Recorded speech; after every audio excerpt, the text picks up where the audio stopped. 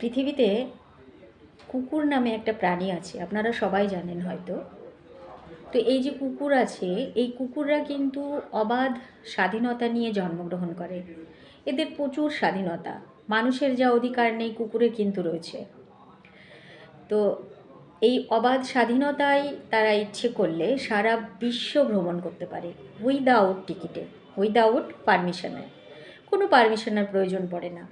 কিন্তু দুর্ভাগ্যবশত সারা বিশ্ব তো দূরের কথা, পাশের গলিটুকুও মারিয়ে আসতে পারে না। কেন জানেন?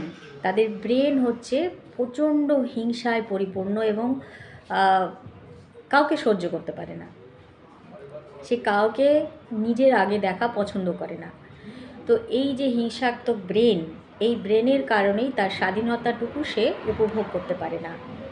তাই আপনাকে কি করতে হবে সেটা নিশ্চয়ই আপনি বুঝতে পারেন।